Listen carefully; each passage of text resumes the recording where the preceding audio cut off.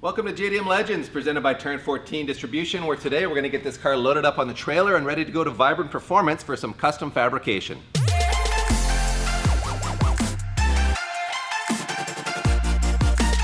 Man, I am so pumped to get this car over to our friends at Vibrant because there's going to be a whole bunch of really cool stuff going in here related to the turbo setup and the charge piping. It's going to be really, really sexy because those guys are truly high-level professional fabricators and have access to arguably the biggest catalog of fabrication parts in the world. I don't know of anywhere else that makes as many parts as Vibrant does, so mega pumped on that. However, Pete and I did do a bunch of soul searching, a bunch of research, a bunch of going through your comments to determine what to do about our recirculating of the wastegates issue, because as I pointed out last episode, we have a bit of a challenge with our full race manifold, which is a twin scroll, so we've got two wastegates, and the way it's designed, which is obviously optimized for performance, doesn't really allow us to recirculate the wastegates in a way that we need to here for emissions purposes. So ironically, our buddy Travis at Elate Manufacturing, who makes the adapter plate and manifold for the supercharger that's on my Lexus LS430, sent me a message that same day that we were scratching our heads over this and said, hey, my buddy Ben from Arctech Performance here in Australia wants to be introduced to you guys. He makes really cool cast manifolds. Pete and I looked at each other like, really? Okay, let's have a chat with Ben. Turns out Ben's an awesome guy. He's a World Time Attack competitor with a red A80 Supra, and he designs and manufactures these cast manifolds, which are really impressive. As a matter of fact, he has a North American distributor that's in Alberta, Canada, so our stars are aligning. He literally overnighted us a manifold, so let's show it to you right now. And here it is, one very compact single scroll cast manifold from Arctech, and look at the quality of this casting. I mean, I've seen other cast manifolds like the one we ran on Pete's 2JM3, and it looks pretty rough. This is really a thing of beauty. The finish quality on it is superb inside and out. And we did go with the single scroll setup, which is what he runs on his own car, but he does make a twin scroll version. However, he's making like 750 at the wheel on a single scroll setup, and based on our power goals, he felt this was really the better way to go because it just simplifies all the plumbing, and we're going to get all the performance we need out of it and all the control we need out of this single wastegate. You might be tempted to call this a log manifold, but Ben says no, don't do that, because this is actually all CFD designed inside.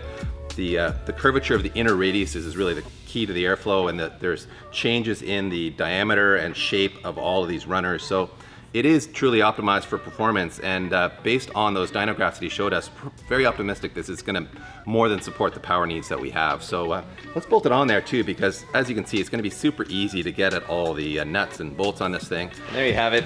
Man, that thing fits up super easy. And looks so small in there, DP, compared to that full race manifold. It does. It's giving me some insecurity about size and girthiness, but on the other hand, like, look at how compact that is and how easy it is to fit everything in there.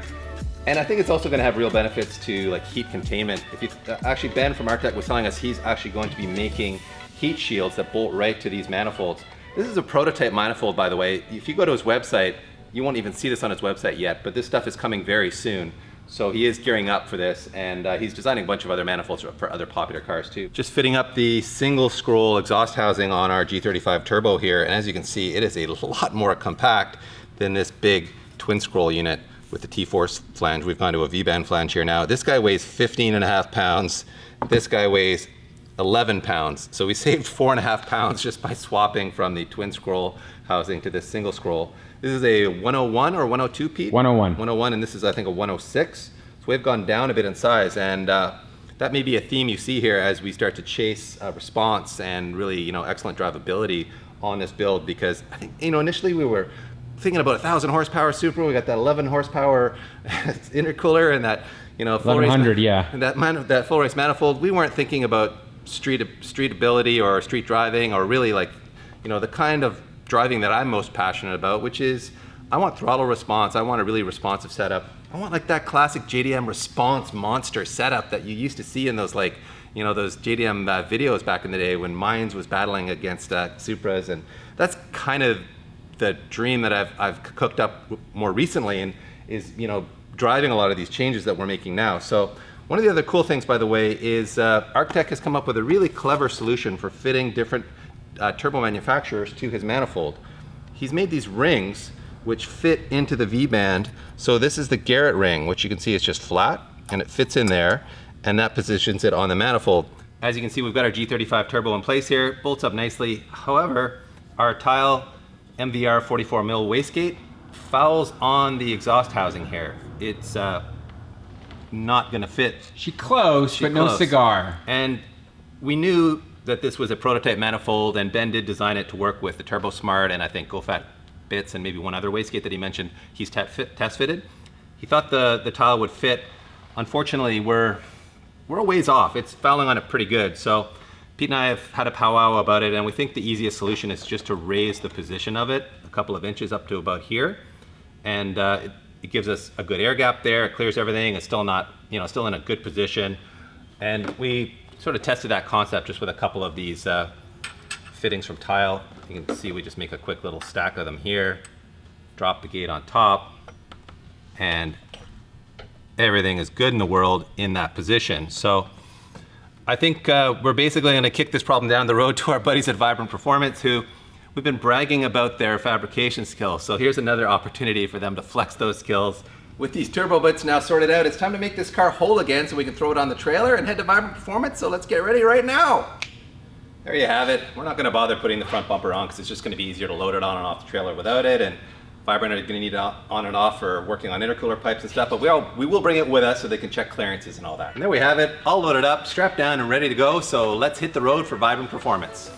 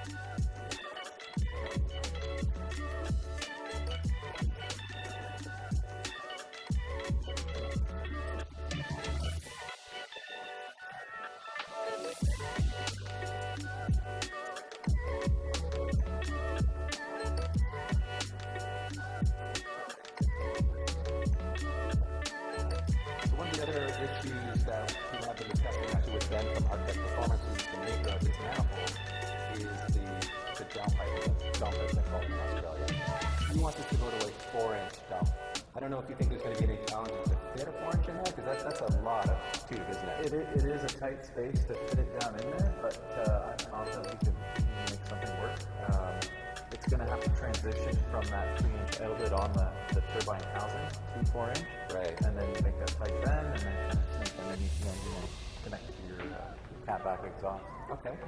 And on the front side, obviously we're just going to have an intake that goes to here. Are you guys thinking of like HD clamping all of this? What are your thoughts on that? Go HD. Go HD? Yeah, HD the world, right? Well, it's certainly the coolest looking way of doing it, and I suppose Yeah. it's probably the most functional too, because it does give you that nice like articulation. Yeah. A lot of stress out of the system. Absolutely. It'll allow the motor to move independent of the static components. The boys here were telling me their plan is that Aaron's going to be the hot side guy, and Greg is going to be the cold side guy. So we're calling him Iceman and we're calling him Spiceman. So Iceman, our plan on this side is we're actually going to modify the throttle body. We just saw a photo on Instagram where someone had chopped off the front half of the throttle body here, which deletes your traction control, if you want to call it that. Really just slams the 90s traction control. 90s traction control. We chop it off here. You'll, again, I think be able to, work your magic with HD clamps if that's what you want to do there. Yep. And the beauty of that too is it gives us real estate here for our tile blow-off valve. Mm-hmm. Typically without this mod, guys would sort of mount them up here. I don't know if you watched the black Supra of ours, but that HKS one is sort of over on this angle, and it's like, just barely clears the battery. It's not great. So why not throw it up here where we've got really, we'll suddenly have the space for it. So that was my thinking on that. Makes things easier. Yeah. Where the real challenge is on this side of the exit of the intercooler. We're real tight on real estate, so we're going to have to modify a couple things down there to give us a nice clear path up through the front of the motor here. It is a tight path, you're right. I mean, I know you mentioned maybe going to a smaller battery or something, but Pete kiboshed that pretty quick. when Pete makes up his mind, you can't fight him. So with the battery staying, I'm sure you guys can make it fit though. I mean, the OE setup did fit through there somehow. So. There is plenty of space there, so we'll be fine. One last point of discussion is tubing diameter for the hot and cold side of the charge piping. Typically guys go 2.5 hot, 3 inch on the cold side, but Ben from Artec, again with this philosophy of like going for a super responsive setup, is recommending we go quite a bit smaller than that. So I think he's suggesting we go down to 2.25 and 2.5 over here. Yeah, it does a great job to keep air velocity up, and also the big thing is there's not as much volume in the system to fill up with pressure before you get that boost, so lag will be a thing of the past. Nice.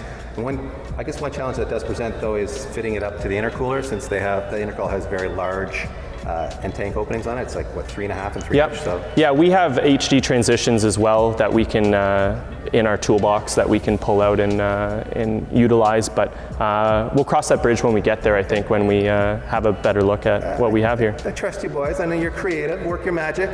Now you know the philosophy is response, response, response, and make it look cooler and more functional than Pete's GTR. And then I've won. And that's really all this comes down to, everybody. Make Dave win.